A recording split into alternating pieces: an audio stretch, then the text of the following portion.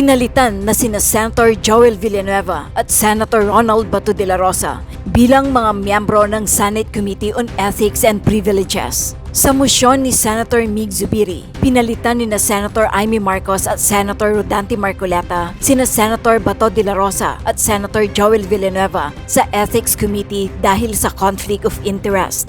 Inaprubahan ni Senate President Vicente Tito Soto III ang mosyon na walang pagtutol mula sa ibang senador. I'd just like to apologize to my two colleagues, Senator Bato de la Rosa and Senator Joel Villanueva. Yesterday, when we replaced their seats, they were members of the ethics panel, and Senator Alan passed me a note to replace them with, I think, Senator Marcoleta and Senator Marcos. I had misspoke, and I said that it's possible because of a conflict of interest that they might have cases. I want to put on record the two gentlemen have no cases in the Ethics Committee whatsoever, and I apologize and I'm sorry, Mr. President. Si Villanueva ay nahaharap sa paglabag sa anti-graft law, malversation of public funds through falsifications of public documents, direct bribery, corruption of public officials, at paglabag sa Government Procurement Reform Act dahil sa pagkakadawit sa umano'y maanumalyang flood control scam ng Wawaw Builders at Top-Notch Catalyst Builders Incorporated. Naghain na ito ng counter-affidavit sa Department of Justice at itinanggi na tumanggap siya ng 150 milyong kickback sa flood control project. Si De La Rosa naman ay hindi pa pumapasok sa Senado sa poll noong November 2025 matapos aminin ni Ombudsman Jesus Crispin Boying Rimulya na may kopya ito ng arrest warrant ng senador mula sa International Criminal Court. Nakaladkad si De La Rosa sa kasong against humanity ni dating Pangulong Rodrigo Duterte dahil ang senador ang nag-implementa ng madugong gera kontra drog ng Duterte administration habang naninilbihan itong hepe ng Philippine National Police. Samantala, hinihintay pa ang desisyon ng DOJ sa isinumiting counter-affidavit ni Senator Joel Villanueva hinggil sa kasong malversation na may kaugnayan sa umano'y anomalya sa flood control project sa Bulacan. Kaugnay nito, ipinatatawag ng Department of Justice sina Senator Jinggoy Estrada, dating Senator Bong Revilla, dating DPWH Secretary Manuel Bunuan at iba pa kaugnay sa magkakahiwalay na reklamong plunder laban sa kanila. Nag-issue ng subpoena ang Justice Department at pinahaharap ang mga respondent sa February 2 at 12 para sa preliminary investigation. Hinihintay na lang daw ang kagawaran na makumpleto ang receiving copies, ayon kay DOJ spokesperson Attorney Polo Martinez. Sa ngayon ay wala pang pahayag ang mga personalidad na tinukoy, pero dati na nilang itinanggi ang mga aligasyon. Inilipat na sa general population ng New Quezon City Jail Male Dormitory si former Senator Bong Revilla, eksaktong isang linggo matapos ang kanyang pagkakakulong. Kasama na ngayon ng dating senador sa iisang selda ang 6 na iba pang persons deprived of liberty or PDLs. Nilinaw ng Bureau of Jail Management and Penology na walang kinalaman sa kaso ni Revilla ang mga kasama niyang bilanggo. Matatandaang nahaharap ang dating senador sa mga reklamo na may kaugnayan sa umano'y maanumalyang flood control project sa Bulacan. Dumating sa Sandigan Bayan at binasahan na ng sakdal ang ilan pang kapwa-akusado ni dating Senador Bong Revilla na sina Bryce Hernandez, JP Mendoza, RJ Dumasig at Cristina May Pineda, kaugnay sa flood control scam. Hindi kabilang si dating Senador Bong Revilla sa mga haharap dahil sa mga pending omnibus motion na inihain ng kanyang kampo noong nakarang linggo. Ito mga kabunyog, mga kababayan, maraming nagtatanong, Attorney, ano na ba? Kumusta na yung kay Jinggoy Estrada? Ito na. Ito na ang sagot diyan. Yung sa February 2 at 12, last na chance na ito nila ni Jinggoy Estrada, mga kabunyog, ito na yung huling tsansa ni Jinggoy Estrada. Marami ring nagtatanong, si Bunuan, matapos mag-appear doon sa hearing ng Senado sa Blue Ribbon, libre na ba siya? Hindi. Sa katunayan, huling tsansa niya rin. February 2 at 12, huling tsansa rin ni Manny Bunuan. Si dating DPWH Secretary Manuel Bunuan at saka si Estrada at saka si Bong Revilla ay mga respondents ito. Sila ang inireklamong plunder kinasuhan sila ng plunder, nireklamo sila sa DOJ. Kaya sa darating na February 2 at 12 ay mayroong preliminary investigation. Mayroong hearing. Dapat umattend sila dyan. Si Bong Revilla, dahil nakakulong na, yung kasing pagkakakulong ni Bong Revilla, ang kaso doon, malversation at saka graft. Ito, iba na naman ito. Plunder na naman ito. Ibig sabihin, si Bong Revilla, pag nakita na naman dito na mayroong probable cause, sasampa na naman siya ng kasong plunder. Panibagong kaso naman itong haharapin niya, dagdag doon sa unang dalawang kaso kung saan nakulong siya. Yung kasing kaso kung saan nakulong siya, graft at saka malversation. Yung graft, nagpiyansa siya ng 90,000. Pero yung malversation, non-bailable. Pero ito, bago na naman to. Bago na naman ito. Si Jinggoy naman, saka itong si Bunuan, ano talaga to? Matapos siyang hearing na yan sa February 2 at February 12, maglalabas na ng resolution ang DOJ. Pag naglabas ng resolution ng DOJ dyan na may probable cause, sasampahan na sila ng kaso sa ombudsman. O kaya yan mga kabunyog, mga kababayan. February 2 at February 12. Ano na yan? Last na hearing na kanila yan. Actually, sinubpi na sila. Ito yung balita, mga kabunyog. Ayan. Ito yung balita dyan. Estrada, Revilla, Bunuan, pinasubpi na para sa preliminary investigation. Ngayon po yan na balita, January 27, 2026. At ang binigay na pitsa para umattend sila sa hearing ay February 2 at 12. Yan. Kaya, mga kabunyog, mga kababayan, ano to? Itong si Bunuan, hindi siya makakabalik pa ng States. Kailangan niyang harapin ito kasi seryoso ito. Kaya di ba pinaliwanag ko na yan, yung pag-attend ni Bunuan doon sa Senate Blue Ribbon Committee, tapos general denial ang ginawa niya, yung mga akusasyon sa kanya ay dininay niya. Sabi niya, hindi totoo yan. Hindi naman siya hinabol na nila Lacson eh. Hinayaan lang siya. Kasi, hindi naman siya pwedeng persahin ng Blue Ribbon. Hindi naman siya pwedeng persahin na aminin niya yung mga sinabi sa kanya. Bahala siya. Pero sa korte, hindi sa korte, sa DOJ, preliminary investigation, hindi siya pwedeng general denial. Kailangang sagutin niya yung mga aligasyon sa kanya doon. Kasi may mga ebidensya doon. May mga testigo, may mga documentary evidence. Kailangan sagutin niya yon ni Bunuan. Malinaw naman kasi yung mga testimonya ni Bernardo sa kanya eh. Yung testimonya ni Bernardo na siya ay mayroong kickbacks sa mga projects ng DPWH. Yan. Si Jinggoy mayroon din. Si Revilla ay mayroon din. Kaya ang kanilang mga kaso ay silang tatlo plunder. Plunder na ito mga kabunyog. Iba ito doon sa kaso kung saan nakulong si Revilla. Bakit nakulong na si Revilla, sila Jinggoy at Bunuan hindi pa? Kasi yung kaso ni Revilla, hiwalay yun. Malversation yun at graft. Ito naman kay Bunuan, saka kay Revilla, uli. At saka kay Jinggoy, plunder. Kaya yung ihihiring sa February 2 at 12 ay plunder. Ayan, mga kabunyog, mga kababayan. Ano na yan? Hindi pa sila ligtas. Ano bang mga term nilang ginagamit doon ni Marcoleta? O safe ka na. Ito hindi. Malinaw dito, hindi pa sila safe. At saka si Bong Revilla, pwede pang madagdagan ng kaso niya ng plunder. Kapag ang findings ng DOJ dyan o ng Department of Justice ay may probable cause, madadagdagan na naman ang kaso ni Revilla. Hindi na lang graft malversation. Madadagdag itong plunder. Ayan mga kabunyog, mga kababayan. Kaya ito? Grabe, Si Villanueva, iba naman yon. Tatlong cases of malversation naman yon. Ay di ba nung isang araw nag-submit na si Villanueva? January 23, nag-submit siya ng kanyang counter affidavits. Kaya hiwa-hiwalay yan mga kabunyog kasi hiwa-hiwalay kasing pangyayari yan. Hiwa-hiwalay na projects yan eh. Hiwa-hiwalay na proyekto yan. Iba-ibang contractors din ang involved dyan. Itong kinasasangkutan ni Jinggoy, ni Revilla at saka ni Bunuan, iba rin. Oh. Sabi ni Eugene, tanong, anong nangyari sa kaso ni Villanueva, January 26? Yun po yung deadline niya para mag-submit ng counter affidavit.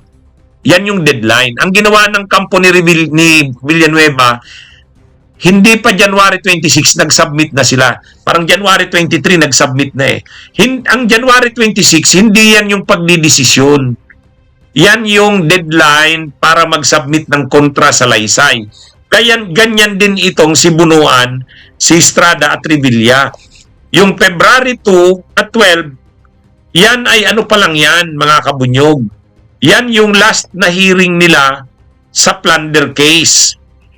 February 2 at 12. Pagkatapos ng hearing na yan, magdi-decide na ngayon ang DOJ kung may probable cause. Yan ha. Malinaw na mga kabunyog, mga kababayan. Kaya abangan natin. Abangan natin ito. Ang pinapakita lang natin dito, una, si Bunuan, kahit nag-attend na doon sa hearing ng Blue Ribbon, akala mo parang hindi siya nadiin doon. Hindi ibig sabihin na hindi siya nadiin doon ay tapos na ang problema niya. Yung kasing sa Senado, sa Blue Ribbon, hindi naman siya hindi naman siya tinanong doon nila ng mga senador eh. Basta't sabi niya, hindi totoo yung mga aligasyon na yan, o hindi na siya tinanong.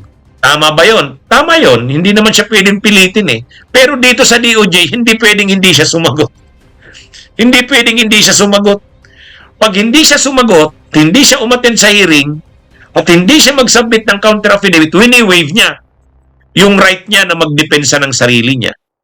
Kaagad-agad, probable cause na yan. Ito namang si Jinggoy, kaya napansin nyo, tahimik si Jinggoy nitong nakaraang mga araw, alam niya, mayroon siyang mga kasong kakaharapin. Ito na ngayon, plunder. Kailangan niya ring mag-prepare ng sagot dyan at mag-attend sa hearing, February 2 at 12. Si Revilla naman, dagdag na lang ito. Kasi may nauna na siyang kaso, kaya nga nakulong na siya eh. Ito plunder naman to. Yung kaso niya kaya siya nakulong, graft at malversation. Okay? So yan, mga kabunyog, mga kababayan. Posible ba na mga kailang kaya mare-resolve ng DOJ yan? February 2 at 12? Eh baka mga isang linggo. Mga isang linggo, may resolution na ang DOJ dyan. Ha? Ito mga kabunyog, mga kababayan. Ano ito? Sabi ni Eugene, nauna si Revilla, wala kasi sa pwesto. Actually, isa rin yan. Posible yan. Siyempre, mahirap itong mga incumbent nakaupo. Kasi grabe yan. Talagang, pag inaresto mo yan, balitang-balita yan. Ha? Pero, mapipilitan pa rin arestuhin yan. Basta't makasuhan sa Sandigan Bayan, at ang Sandigan Bayan ay mag-issue ng arrest warrant, makukulong yan. Si Joel Villanueva, nag-submit na siya ng counter affidavit niya noong January 23. So, posible bang maunang maaresto si Villanueva kaysa kay Estrada at Bunuan? Yes. Mauuna si Villanueva. Mauuna si Villanueva kasi mauunang ma-resolve yung kanyang kaso. Mauunang ma-resolve kasi nauna siyang nag-submit ng counter affidavit. Ito, magsasubmit pa lang ng counter affidavit nila at mag-hearing February 2 at 12. Ano kasi yan mga kabunyog? Preliminary investigation yan eh. Diyan, dinidetermine kung may probable cause na talaga. Kung dapat talagang sampahan ang kaso. Yung kasing mga investigation ng Senate Blue Ribbon, in aid of legislation lang yon. Yun namang sa ICI, ganun din. Investigation lang yon para magtipon magkumuha ng ebidensya. Pero yun talagang binibigyan ka na ng pagkakataong sagutin mo, subpina na ang tawag doon, pinapasubmit ka na ng counter affidavit, preliminary investigation na yon. Diyan na yan sa DOJ. Ito na yon. Si Villanueva, malapit nang ma-resolve yung ano niya, kaya mas mauunang makulong yan si Villanueva. Mauunang makulong yan. Itong kay Bunuan sa Estrada nahuhuli eh. Nahuhuli, February 2 at 12 pa lang eh. Sa wakas, pinag-iisipan na ng liderato ng Senado kung anong pwedeng pamamaraan para madisiplina itong si Bato. Ha? Sa wakas, ayon kay Senate President Pro Tempore, Senador Ping Lacson, nag-usap sila ni Senate President Soto at pinag-uusapan nila kung anong pwedeng gawin dito kay Bato. Kasi lumalakas talaga kasi yung panawagan na hindi naman pwedeng ganyan yan. Kung ang ordinaryong manggagawa nga, malit ka lang, kakaltasan na ang sweldo mo. Kung ang ordinaryong manggagawa, pag nag-absent ka, no work, no pay. Ito pa kaya, ang tagal niya nang hindi nagtatrabaho sa Senado eh. Hindi nagpapakita mula pa noong November 11. Pagdating ng February 11, pangatlong buwan niya na. Kaya nagbabanta na ngayon si dating Senador Sani Trillanes, magsasampa daw si dating Senador Sani Trillanes ng ethics complaint. Posible ngayong Marso, dati nga Mayo yung balita, pero ngayon kahit daw yata Marso, magpa-file na eh. Ngayon, nakarating na yan, syempre sa liderato ng Senado. Malalagay sila sa alanganin kapag ganyan. Kaya ayon kay Senate President Pro Tempore, Senador Ping Lacson, nag-usap sila ni Senate President Soto na ang ideya nila, wag nang swelduhan muna itong si Bato. Kaya lang, ang ideya naman ni Lacson, i-hold lang muna yung sweldo. Ang ibig sabihin kasi ng hold, pagdating ng panahon, ibibigay mo rin. Hindi. Dapat hindi i-hold lang. Talagang wag nang swelduhan. Wag nang swelduhan. At saka yung mga staff niya, wag nang bigyan ng operating expenses. Kasi ang gastos ng opisina niya, 5 million din yung kada buwan. Ayon sa mga balita. 5 million yung operating expenses ng kanyang tanggapan. Dapat hindi na. Ngayon, ang sabi ni Senador Ping Lacson, nag-usap sila ni Senate President Soto, posibleng i-hold na ang sweldo ni Bato. Yan mga kabunyogo, ito. Yan. Bato de la Rosa may face salary cut if Senate ethics rules are amended. Lacson. January 27, 2026. Posible umanong ititigil ang sweldo ni Bato. Dapat nga, talagang na yan, ipatupad na yan. Malaking insulto yan sa sa mamamayang Pilipino. Pera yan ng taong bayan, siniswelduhan si Bato, hindi naman pumapasok sa Senado. Magtatatlong buwan na. Kaya actually, pagkalipas pa dapat niya ng ilang buwan, halimbawa mag-6 na buwan na yan, i-expel na yan. Sa ngayon, pwede na yan. Huwag nang siswelduhan, putulin na yung budget ng kanyang tanggapan. Yan yung mga pwede. Pero hindi sasapat yan. Kinakailangan sa susunod na mga araw o buwan, kapag hindi pa rin pumasok si Bato, ay dapat yan, sipain na sa Senado. Sibakin na. Kaya siguro nakakaramdam na rin ng pressure itong sila, nakakaramdam na rin ng pressure sila Soto, saka itong sila Lacson.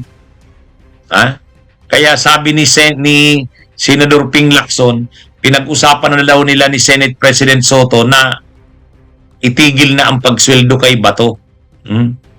Mga kabunyog, mga kababayan. Ano ito? Kaya tama lang naman yan.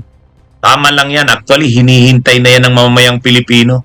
Para kasing tinutolerate pa ng Senado o ng liderato ng Senado. Okay lang pala yung ganun. Kaya ito mga kabunyog, mga kabayan, medyo magiging mabigat ang trabaho ni Senador JB Ejercito. Siya ang chairman ng Ethics Committee.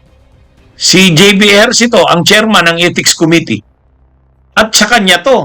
Ang problema niya ngayon, yung member ng minority sa Ethics Committee, si Marcoleta sa kasi Aimee, yung dalawang masakit sa ulo. Sasakit ang ulo ni JB Ejercito niyan. Dito kay Marcoleta at saka kay Aimee Marcos. Dati, ang member ng Senate minority sa Ethics Committee ay si Bongo at saka si Joel Villanueva. Umayaw daw eh. Umayaw yata. Umayaw si Joel Villanueva saka si Bongo. Conflict of interest daw. Ewan natin kung ano. Ngayon, ang ipinalit galing sa minorya, si Marcoleta saka si Aimee. Laging guguluhin yan ang committee ni JBRC to. Kay Lacson, hindi umuubra yan si Marcoleta at saka si Aimee. Siyempre, binabara sila ni Lacson. Pero si JBRC to mabait eh. Malambot si JBRC to. Kayang i-overpower, i-dominate niyang dalawa na yan. Sa bagay, nandun naman si Kiko Pangilinan saka si Risa Hontiveros at si Erwin Tulfo. Pero, siyempre, masakit sa ulo yan ni JBRC to. Lalo pa, itong mga pag-uusapan sa Senado ngayon na didisiplinahin ay si Chis Escudero. Siyempre, mga kasamahan niya nila Aimee at saka ni Marcoleta. Sunod na didisiplinahin si Bato. O kasamahan din niya ni Marcoleta at saka ni Aimee. Lahat kasi ng kailangang disiplinahin sa Senado ngayon, mga kasamahan nila. Mga pasaway eh. Mga pasaway. Anyway, tama ito na naiisip ni Lacson, dapat nang disiplinahin si Bato. Sa ngayon, ang pinopropose niya, itigil na daw muna ang pagsweldo. Pero hindi lang yan ganyan. Hindi lang yan ganyan. Dapat yan. Sa susunod yan, tanggalin na yan eh. Ano sa tingin nyo? Sabi ni Lorenzo Bacalla, ang dating Bato ngayon Marswalo na. Yan mga kabunyog, mga kababayan. So ano ito mga kabunyog yan ang balita ngayon kay Bato. Tama lang yan. Dapat yan talaga disiplinahin. Sa ngayon ang nakikitang pagdisiplina ay ang iniisip ni Senador Ping Lacson, i-hold ang sweldo. Kung akong tatanungin, hindi lang i-hold kasi ang ibig sabihin ng i-hold, pagdating ng panahon, pwedeng ibigay din sa kanya. Parang inano muna ngayon, hinold muna. Dapat hindi hold. Huwag talagang swelduhan. Pero ngayon lang yan. Dapat sa susunod na mga araw o buwan, pag wala pa rin, halimbawa inabot na ng 6 na buwan, dapat si makina yan para makapag-elect na ng kapalit niya.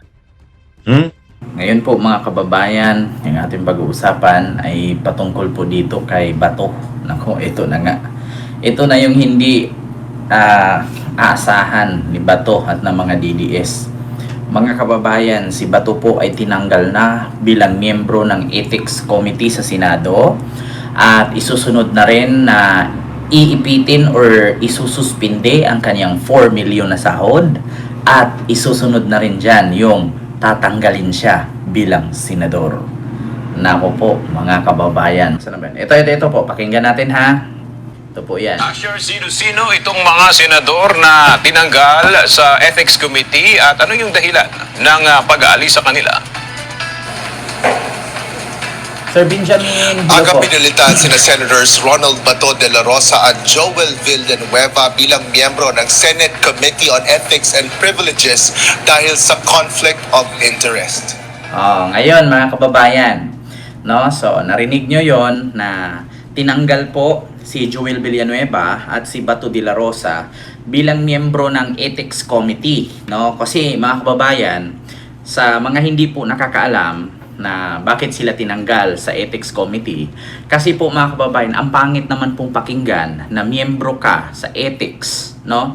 Tapos ikaw mismo may kinakaharap na kaso. Di ba? Ikaw mismo hindi ka sumunod. Na ano po yan eh, kumbaga kabastusan po yun. No? Ang pangit pakinggan na miyembro ka ng Ethics Committee, pero ikaw mismo hindi ka sumunod sa ethics. 'Di ba? Yung Code of Ethics, Code of Conduct or standard, 'di ba? May mga rules and regulations. So, mga kababayan, pangit po talagang pakinggan. At saka nagtaka nga ako, bakit si Joel Villanueva lang at si Bato, bakit hindi sinali si Jinggoy at saka si Chis Escudero? 'Di ba, mga kababayan? Pero actually hindi naman siguro miyembro si Jinggoy at saka si Chis Escudero sa Ethics Committee. 'Di ba? So ngayon mga kababayan, 'di ba? Tama naman 'di ba Sir Kendry? Kasi mahirap po kasi yung 'Di ba? Miyembro ka ng ethics. Kasi 'di ba, pag sinabing ethics, no? Diyan po yun, sila po yung mga nagpapatupad ng mga alituntunin. Yeah? Pag sinabi natin, asan ba yung code of ethics mo? Asan ba yung code of conduct mo? Wala ka bang, hindi ka ba nanumpa? Wala ka bang pinanumpa ang salaysay bago ka naging senador? Hindi. Kasi sa madaling salita mga kababayan, si Bato at si Joel Villanueva, kumbaga sila yung mga kuya-kuya dyan sa Senado. Sila yung mga tagapagsabi, oy, hindi po pwede. Katulad kay Kiko Barsaga, kung naalala ninyo, mga kababayan.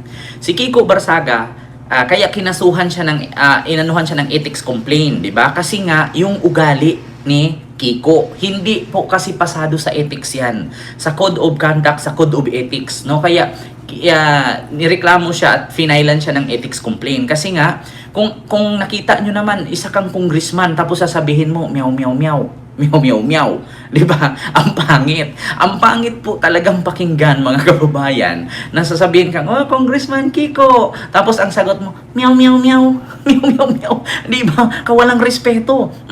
Madadamay po talaga mga kababayan yung kanilang samahan o yung kanilang organisasyon. Katulad lang din po dyan sa Senado, kaya tinanggal po sila bilang miyembro ng Ethics Committee, si Joel at si Bato. Kasi katulad kay Bato, no? Paano ka magiging miyembro ng Ethics Committee kung ikaw mismo may ginawang kabulastugan at kababalaghan? Una, miyembro ka ng Ethics Committee, tapos hindi ka pumapasok. 'Di ba? Unfair naman sa mga kapwa mo senador na nagjo-duty, nagtatrabaho. Si Lito Lapid nga eh. 'Di ba? Si Lito Lapid nga. Kahit papano nandiyan, kahit papano walang ginawang kabulastugan. 'Di ba? Oo, walang good moral character. Oo, 'di ba? Good manners and right conduct. Kaya nga 'di ba, mga ganyan mga kababayan. Kaya nakakahiya po na miyembro ka ng Ethics Committee tapos ikaw yung unang lumabag. Sergeant pa si Bato sa Senate hearing. 'Di ba? Sir Antonio, 'di ba? Tapos biruin mo, sino po yung mga miyembro ng Ethics Committee? Pagtingin, Bato de la Rosa, nagiging miyembro ng Ethics Committee, hindi nga pumapasok. Dapat nga siya yung sasalain dyan sa ethics, siya yung dapat ihihiring dyan kasi wala siya. Di ba, nakakahiya? Ngayon, si Bato, acceptable na yon. Kahit tayong mga kababayan, kahit grade 1, naintindihan yan. Miyembro ka ng Ethics Committee, ikaw yung tagapag-advise, ikaw yung magsaway, ikaw yung magdisiplina sa kapwa mo politician, tapos ikaw yung nanguna, 'di ba? Ikaw yung isa sa unang lumabag sa sinabing ethics, yeah? Pasok kasi sa ethics yang ginawa ni Bato mga kababayan, yung tumatanggap ng sahod tapos hindi pumapasok. 'Di ba? So, ang pangit. Ngayon mga kababayan, bakit si Bato naintindihan namin? Kasi syempre hindi man siya pumapasok tapos sumasahod. So dapat lang tanggalin siya sa ethics committee member. So, bakit si Joel tinanggal din? Ganito po kasi yung problema kay Joel mga kababayan. Si Joel po, miyembro din po ng Ethics Committee. No? So ang problema mga kababayan, bakit po siya natanggal din bilang miyembro ng Ethics Committee? Kasi po mga kababayan, may kinakaharap po siyang kaso ngayon. Lalong-lalo na yung kaso niya, walang piyansa. Tandaan ninyo mga kababayan, si Bong Revilla nakulong na. Si Joel Villanueva, susunod na pati si Jinggoy. May Chis Escudero pa. Kaya sa totoo lang mga kababayan, dapat lang po talagang tanggalin si Joel Villanueva. Kasi bakit? Unfair naman po sa kapwa niya kung senador na miyembro ka ng ethics, no? Tapos may kinakaharap kang graft and corruption. 'Di ba? Ang pangit sa totoo lang mga kababayan, nakakawalang disiplina, nakakawalang respeto, 'di ba? Nakakahiya. 'Di ba? Unethical ang mga ugali, 'di ba, Sir Kendry? Kaya nga 'di ba, sa totoo lang si Paduano Siga, sabi ni Chris Zubel. Ayan, dapat lang alisin, 'di ba? Ganun talaga mga kababayan, iyan lang ang nagtago pero sumasahod. Pero ang ordinaryong employee, pag hindi pumasok, awol agad. Diba, Takoshi? Totoo po yan. No? Ako, actually, nagtrabaho din po ako sa fast food for how many years? No? Pati sa 7-Eleven, sa grocery store, nagtrabaho din po ako. Alam mo bang 3 araw, 4 na araw ka lang pag hindi ka nagbigay ng tawag dito medical records, i-declared ka nilang awol. 'Di ba? Pero may rules po tayo ngayon sa batas na 15 days, no? After 15 days, wala kang paramdam, wala kang ipinasang medical certificate, iaawol ka. Pero dati 3 days lang, 4 days lang. Pag wala ka, awol ka agad. 'Di ba? Yung dito kay Bato, sabi mismo ni Senator Ping Lacson, mga kababayan, na si Bato po ay hindi si Senator Ping Lacson hindi magbibigay ng anumang rekomendasyon para parusahan si Bato. Mga kababayan. So ito po pakinggan natin Inilahan ni Senate President Pro Tempore Panfilo Ping Lacson na pinag-uusapan na mga posibleng hakbang kaugnay ng kaso ni Senador Ronald Bato de la Rosa. Partikular dito ang patuloy na hindi paglahok ni Senador de la Rosa sa mga sesyon ng Senado simula pa noong November 2025. Kasunod ito ng pahayag ni Ombudsman Crispin Remulla na mayroon ang inilabas na arrest warrant ang International Criminal Court laban kay de la Rosa. Ito ay bilang akusado sa kaso kaugnay ng warrant campaign ng nakaraang administrasyon ng kilalang kaalyado ni dating Pangulong Rodrigo Roa Duterte. Ayon kay Senador Ping, napag-usapan kasama ni Senate President Vicente Soto III ang tungkol sa issue ng hindi pagpapakita. More or less, yun ang isang suggestion na baka isuspend or itigil yung sweldo kasi parang sabi ko kay SP kanina, paaral natin mabuti kasi covered kami ng civil service law. Baka hindi ubra yung... Ayan, sabi ni Ping Lacson, pinag-isipan at pinag-aralan na daw nila ni Tito Sen kung i-hold or i-suspend itong sahod ni Bato na nagkakahalaga nga ng 4 million. Napo po, mga kababayan. Ito na, mga kababayan. Ito na yung kalbaryo sa buhay ni Bato na halos buong angkan kasi ginawang stop sa Senado. So, kung sakali man mga kababayan na i-hold na nga ng Senate itong sahod ni Bato at i-expel siya, no, or i-suspend, tatanggalin siya bilang senador, so mawawala ng sahod yung kanyang mga pinasok doon na 10 angkan. 10 kamag-anak niya. 'Di ba? Nako, mga kababayan, eto na. So, kapag ka natanggal na ang sahod, tanggal na din yung mga angkan niya doon sa loob ng Senado na ginawa niyang staff. Tapos, bukod dun sa natanggal ang sahod, matatanggal na din siya bilang senador. So, kung ngayon matanggal siya 2026 to 27-28, no? Sa susunod na election 2028, magiging 13 na ang senador. Kasi bakit? Merong mag-uupong senador, yung pang number 13 ay mag-duty ng 2 years. Kasi, syempre 2026 siya tinanggal. So yung 2027, year 2028, yung pang number 13, siya ang mag-duty nun ng 2 years. So pag after 3 years, 4 years, 5 years, 6 years, hindi na siya nun. Kasi, anuhin niya yun kumbaga, isasab niya yung mga araw na absent si Bato. Siya yung sasalo. Siya yung papalit kunwari. Kasi tinanggal na si Bato So, instead na yung mga sahod ni Bato na natenga nun, si number 13 senator ang sasahod nun. Sa mga hindi nakagets, ganun po ang mangyari, mga kababayan.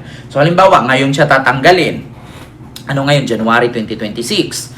So, starting ng January 2026, ngayon 2026, sa sunod election 2028, magbibilang ng 26, 27, 28, magbibilang ng 3 taon na uupong senador, yung pang number 13. No, 'di ba katulad ng midterm election 2025, si Ben Tulfo ang pang number 13. So kumbaga, kung ganun ang mangyari ulit, number 13, si Ben Tulfo pasok pa rin kasi nawala na si Bato, tinanggal na Ngayon mga kababayan, ano ba ang consequences dito kapag natanggalan ng sahod si Bato? Ano ba ang consequences kapag tinanggal na siya bilang senador? Sa pagdating sa sahod, pag tanggalin yung sahod niya, yung lahat ng staff niya, na mga pamilya niya na pinasok niya doon sa Senado, sa opisina niya, lahat po yun mawala ng sahod. So yung iba nun, mawala ng trabaho. Or else, di ba? Or else, ililipat, no? Kukunin ng ibang department. Kukunin ni, halimbawa, di ba, ano sila dyan? Baka yung ibang senador dyan, walang staff, kukunin. No? Or lilipat, mag-apply na dun kay senador ganito. Oh, sir, baka pwedeng mag-apply ako dyan sa office mo. Kasi bakit? Di ba tatanggalin na si Bato? Ganyan yan. May mga ganyan, mga kababayan. No? Tapos ang mangyari pa dyan, kung sa ngayon darating, makulong si Jinggoy, makulong si Joel Villanueva, makulong si Chis Escudero. So 2026, so ilang senador magiging ano neto? 13, 14, 15, 16. Kasi Bato, Jinggoy, Joel, Escudero. So magiging 16 senador pala ito, mga kababayan.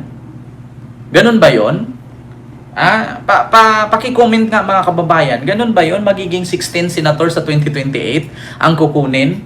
Kasi merong makukulong sayang naman yung 3 taon. 'Di ba? Okay lang, Mamirian Suzuki, walang problema. Di ba mga kababayan? So magiging 16 senators po, no? Ang Sindoy Morillo watching from Washington DC, USA, watching Washington Duterte Comunista City, Davao City. Sabi ni Sindoy, pwede siya mag-work sa loob ng kulungan kay Dilima. Oo pala. Oo, naisip ko. Si Bato lang pala talaga kasi tatanggalin naman talaga siya. Katulad kay Bato kasi, as long as kapag hindi siya mag-duty, tatanggalin siya bilang senador. Pero si Jinggoy, si Joel at saka si Escudero, tuloy pa rin yung pagiging senador nila, just like Trillanes at kay Dilima na kahit nasa loob ng kulungan, tuloy pa rin silang nagtatrabaho at sumasahod. No? Ganun pala yun. So, ganun pala yun, no, mga kababayan. Hindi ba pwedeng kapag ka nakulong ka na, tatanggalin ka na? Absorb pa ba sila? Family business na ata yan sabi ni Ma'am Ay Malayco. Hindi, actually Ma'am Ay Malayco, may ano kasi yan tawag dyan, nepotism kasi yan. Siguro, nasa batas natin yan na kapag, di ba, sa barangay nga, may ganyan Di ba, kung sino yung nanalong chairman, halos lahat ng kamag-anak niya ginawa ng staff sa buong barangay. Nepotism na tawag dyan, di ba? Work from Silda, ang tawag doon, sabi ni Ripley's TV. Just like kay Senator Laila de Lima noon, di ba, na kahit nasa loob siya ng kulungan, na tuloy pa rin yung pagiging senador niya. No? So, pumasok pa ba si Chis Astlangken? Yun nga, Ma'am Irene, hindi ko rin nakita. No? Hindi ko rin alam kung nasaan si Chis Escudero ngayon. Pero ito nga ang sabi ni Senator Ping Lacson, mga kababayan, na pinag-isipan at pinag-aralan na daw nila ni Tito Sen, no, Senate President Tito Soto, itong mangyari sa sahod ni Bato, kung isuspended ba nila or i-hold ba nila at tatanggalin ba nila si Bato bilang senador. Kasi actually mga kababayan, sa hindi po nakakalam, si Senator Antonio Trillanes ay magpa-file na din po dyan, no, laban kay Bato na ang tanggalin si Bato. Diba? Ulitin ko lang to ha mga kababayan. Hindi mo pasweldo yung senador kung walang basis. Pero tama rin sa SP, we have our own rules. Bound tayo ng Ethics Committee recommendation. Once ma-adapt sa plenary, pwedeng isa sa mga recommendations at pwedeng implement ng plenary na itigil. So that's one of these suggestions. Paliwanag pa ng mambabatas, maaari ring talakayin ang issue sa Senate Committee on Ethics and Privileges sakaling may maghain sa komite ng reklamo. Isa niya sa narinig niyang maghahain ng ethics complaint ay si former Senator Antonio Trillanes IV sa ika-6 na buwang absence si Senador Bato. Pwede sa recommendation, pwedeng gamitin yung Ethics Committee recommendation na merong kasama sa recommendation to amend the rules. Nilinaw naman ni Lacson na hindi siya magiging bahagi ng anumang rekomendasyon para parusahan si De La Rosa. Aniya, wala siyang moral authority upang gawin ito dahil minsan na rin siyang nalagay sa kahalintulad ng sitwasyon. 15 taon na ang nakalilipat. Oh, pareho din kasi sila noon mga kababayan sa ginawa ni Senator Ping Lacson noon na hindi din siya nagpakita, nagtago din siya. Sabi nga ni Bato, i-break daw ni Bato yung record ni Ping Lacson na nagtago din.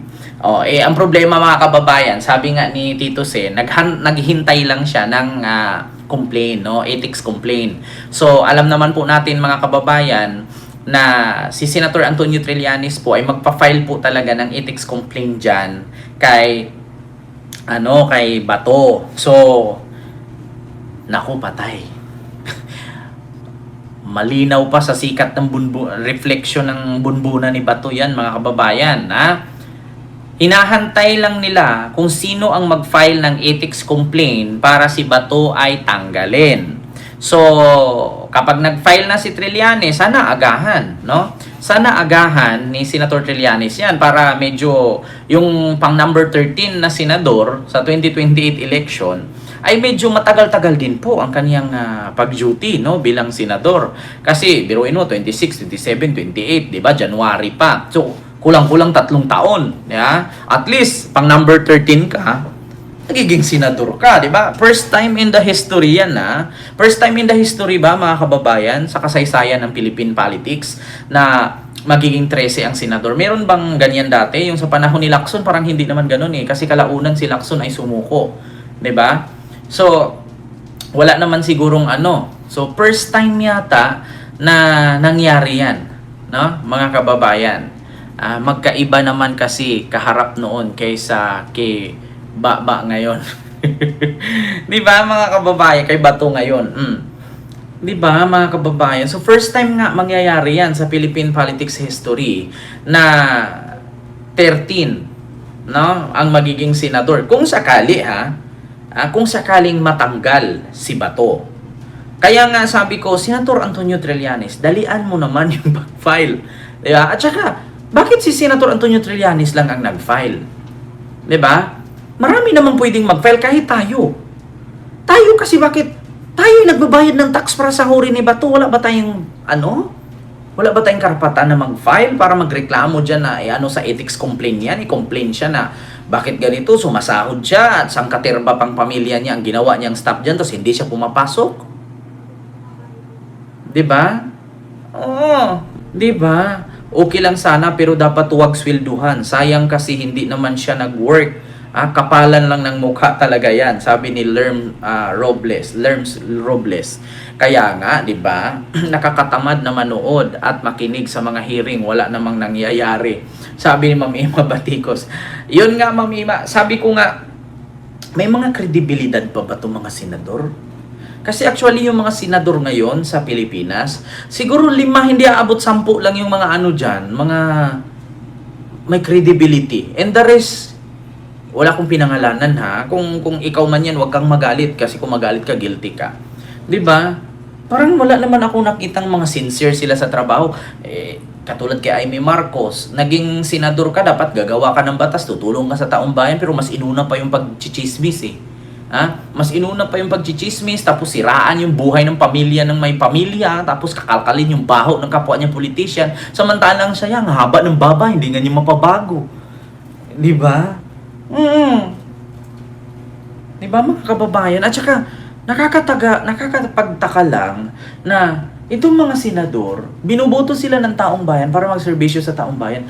Pero, just try to think of it. Just imagine mga kababayan. Imagine ninyo. Itong mga Duterte senator, di ba binuto kayo ng mga taong bayan? Bakit nagsilbi kayo sa isang pamilya lang? Di ba? Bakit tanong ko lang, bakit sa isang pamilya lang, sa mga Duterte lang kayo nagsisilbi? Hindi ba kayo nahihiya na binuto kayo ng mga ng taong bayan? Hindi ba kayo nahihiya na ang butante ninyo? Nakita nyo naman yung milyon-milyon, nakita nyo kay Bongo 26 million, kay Bato ilang milyon din yun. Tapos, ang pinagsilbihan nila, si Sara Duterte, si Digong. Hindi ba kayo nahihiya sa mga bumuto sa inyo? Di ba?